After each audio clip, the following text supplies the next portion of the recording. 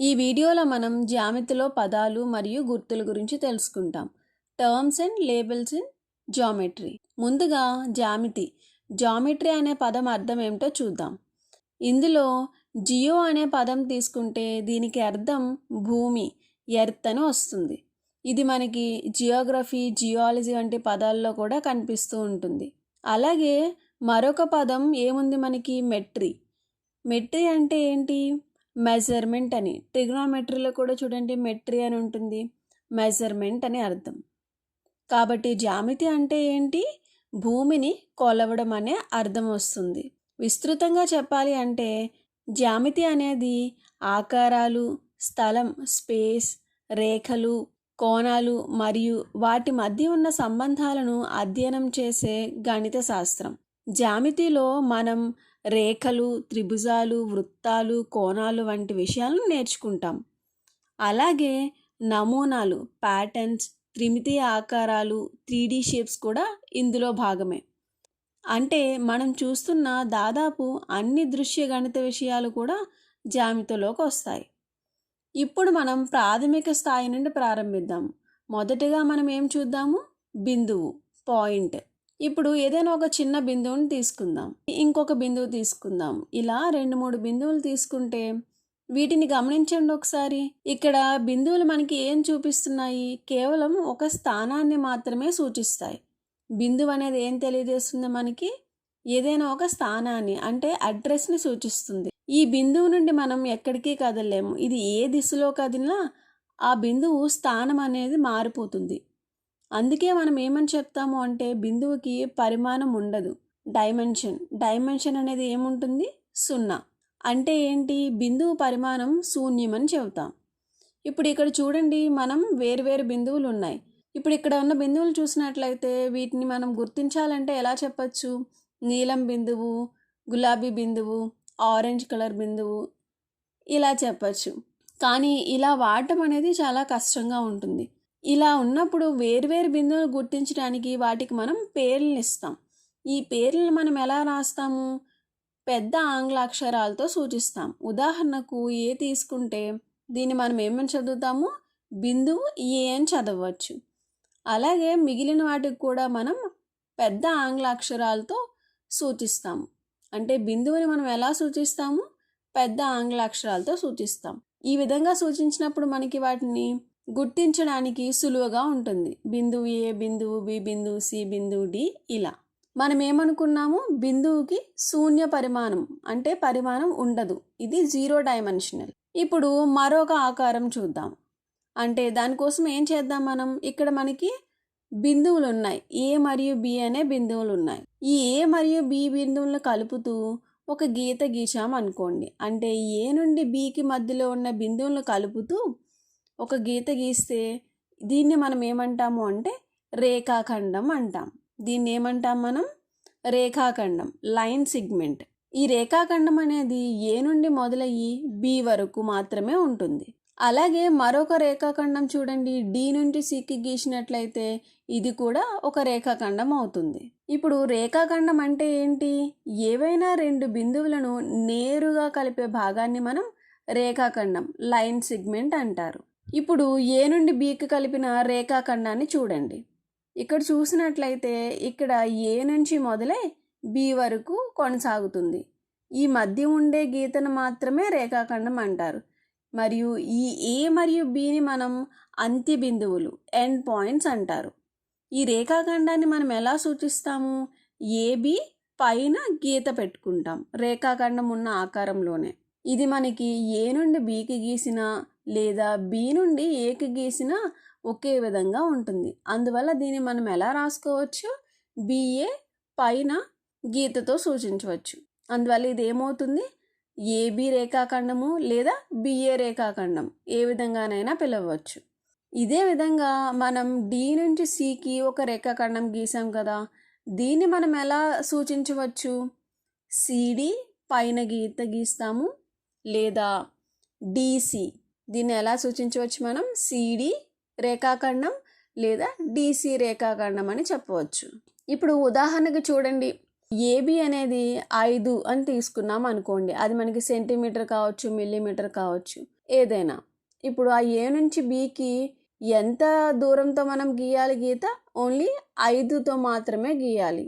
ఇది మనకి ఏ నుండి బికి అయినా గీయచ్చు, 5తో బి నుండి ఏకైనా గీయవచ్చు. ఈ విధంగా కుడివైపు నుంచి ఎడంవైపుకు, ఎడంవైపు నుంచి కుడివైపుకు 2 దిశల్లో కూడా మనకి రేఖాఖండం అనేది గీయవచ్చు. ఈ విధంగా మనం రేఖాఖండం యొక్క పొడవు చెప్పాలంటే 5 యూనిట్లు అని రాయవచ్చు. ఇక్కడ మనం రేఖాఖండాన్ని ముందుకి వెనక్కి మాత్రమే కదల్చగలం. అంటే కేవలం పొడవు మాత్రమే ఉంటుంది. ఇక్కడ వెడల్పు అనేది ఉండదు. అందువల్ల మనం రేఖాఖండం ఏకపరిమాణం 1 డైమెన్షనల్ అని చెప్పవచ్చు. ఇప్పుడు ఒక కొత్త భావన చూద్దాం. అదేంటంటే ఇప్పుడు ఏ నుండి ప్రారంభమై ఏదైనా ఒక రేఖ ఒక దిశలో అంతులేని వరకు వెళ్తుంది అనుకుందాం. అంటే ఈ విధంగా, అంటే ఏ నుండి మొదలుపెట్టి ఆ రేఖ కొనసాగుతూనే ఉంది ఒక దిశలో. ఈ విధంగా వెళ్ళే రేఖను మనం ఏమంటాము? కిరణము, రే అంటాం. కిరణం అంటే ఏమిటి? ఒక తొలి బిందువు నుండి బయలుదేరి నిర్దేశిత దిశలో అనంతంగా సాగుతూ పోతుంది. ఈ విధంగా ఉంటే దీన్ని ఏమంటాం? మనం కిరణము అంటాము. దీన్ని మనం ఎలా సూచిస్తాము? ఏడి పైన బాణం గుర్తుతో సూచిస్తాం, ఒకవైపు యారో ఉన్నట్టుగా, అంటే కిరణం మాదిరిగానే. ఇక్కడ మనకి అక్షరాల క్రమం చాలా ముఖ్యం. ఎందుకంటే ఇక్కడ కిరణం అనేది ఒకే దిశలో మాత్రమే ఉంటుంది. ఇప్పుడు మనం తీసుకున్న కిరణం ఏ దిశలో ఉంది? ఏ నుంచి డికి. దాన్ని మనం ఎలా రాయాలి? కేవలం ఏడి అని మాత్రమే రాయాలి. ఇప్పుడు ఇక్కడ డిఏ అని రాసామనుకోండి, అది కిరణము డి నుండి మొదలై ఏ ద్వారా అనంతంగా సాగుతుంది అని అర్థం. అప్పుడు అది తప్పుగా ఉంటుంది. కాబట్టి మనం తీసుకున్న రేఖను మనం ఎలా సూచించాలి?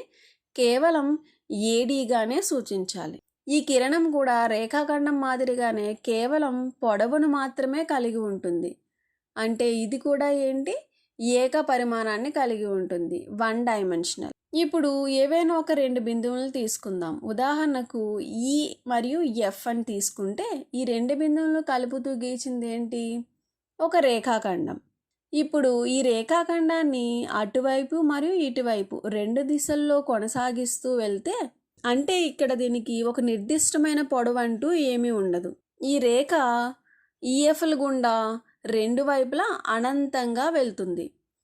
ఇటువంటి దాన్ని మనం ఏమంటాము? సరళ రేఖ. దీన్ని మనము ఎలా సూచిస్తాము అంటే ఈఎఫ్ 2 వైపులా బాణాలతో ఉన్న ఒక గీతను గీస్తాం, రేఖ మాదిరిగానే. కాబట్టి సరళ రేఖ అంటే ఏంటి? సరళ రేఖ, లైన్ అనేది ఒక బిందువు నుండి బయలుదేరి నిర్దేశిత దిశలో అనంతంగా సాగుతూ పోతుంది. ఇక్కడ మనం తీసుకున్నది ఏంటి? సరళ రేఖ ఈఎఫ్. ఇది కూడా మనకి ఏక పరిమాణం కలిగి ఉంటుంది. తర్వాత భావన చూద్దాం. ఉదాహరణకు మనకి ఎక్స్ మరియు వై అనే 2 బిందువులు తీసుకుందాం. వీటి గుండా పోయే ఒక రేఖాఖండాన్ని గీద్దాం. ఇది ఏమిటి? మనకి రేఖాఖండం XY. ఈ రేఖాఖండాన్ని మనం ఇరువైపులా పొడిగించాము అనుకోండి, ఇది మనకి ఏమవుతుంది? రేఖ అవుతుంది అనుకున్నాం కదా. ఇప్పుడు ఏం చేద్దాం? ఈ రేఖకు మధ్యలో ఒక బిందువుని తీసుకుందాం, జెడ్ అనే బిందువుని తీసుకుందాం. ఈ విధంగా మనకి XYZ అనే 3 బిందువులు ఒకే రేఖపై ఉంటే వాటిని మనం ఏమంటాము? సరేఖీయ బిందువులు, కోలీనియర్ పాయింట్స్ అంటారు. ఏంటది? ఏవైనా 3 బిందువులు ఒకే రేఖపై ఉంటే వాటిని సరేఖీయ బిందువులు అంటారు. ఇక్కడ మనం చూసినట్లయితే XZ = ZY అవుతుంది. ఎందుకంటే మనం Z అనేదాన్ని ఏమనుకున్నాము? మధ్యలో ఉండే బిందువు అనుకున్నాం. ఈ రేఖాఖండానికి మధ్యలో ఉండే బిందువు. అప్పుడు ఏమవుతుంది? X నుంచి Zకు ఉండే దూరము, Z నుండి Yకు ఉండే దూరము అనేవి సమానంగా ఉంటాయి. దీన్ని మనం ఇలా కూడా సూచించవచ్చు, X నుండి Zకు ఉండే దూరము, Z నుంచి Yకు ఉండే దూరము సమానంగా ఉంటుంది అని. మరియు మధ్యలో తీసుకున్న ఈ బిందువు Zని మనం మధ్య బిందువు, మిడ్ పాయింట్ అంటాము. ఇప్పటి వరకు మనం ఏమేమి చూసాము? శూన్య పరిమాణం కలిగిన బిందువు గురించి, అలాగే ఏక పరిమాణం ఉన్న రేఖాఖండం, రేఖ మరియు కిరణాల గురించి చూసాం. ఇప్పుడు మనం 2 డైమెన్షనల్ ఆకారాలు ఉన్న వాటిని చూద్దాం. ఏదైనా ఒక ఆకారం ద్విపరిమాణ పరిమాణం కలిగి ఉంది అంటే దాని అర్థం ఏంటంటే అది మనకి రెండు దిశల్లోనూ విస్తరించబడి ఉంటుంది. ఎడమ నుంచి కుడికి, కుడి నుంచి ఎడమకి, లేదా పై నుండి కిందికి, లేదా కింద నుండి పైకి, ఈ విధంగా రెండు దిశలలో మనకి ఆ ఆకారం అనేది విస్తరించబడి ఉంటుంది. అంటే ఏంటి? రెండు దిశల్లో పొడవు వెడల్పు మాత్రమే విస్తరించి ఉంటాయి. ఇంతకుముందు మనం ఏకపరిమాణం తీసుకున్నప్పుడు ఏముంది? కేవలం పొడవు మాత్రమే ఉంది. వీటికి వెడల్పు కూడా ఉంటుంది. ఉదాహరణకు మనం దీర్ఘచతురస్రాకారం లాంటి ఒక కాగితం తీసుకున్నట్లయితే దీనికి మనకి పొడవు ఉంటుంది, వెడల్పు ఉంటుంది. ఇటువంటి ఆకారాలను మనం 2 డైమెన్షనల్ ద్విమితీయ ఆకారాలు 2D ఆకారాలు అని అంటాం.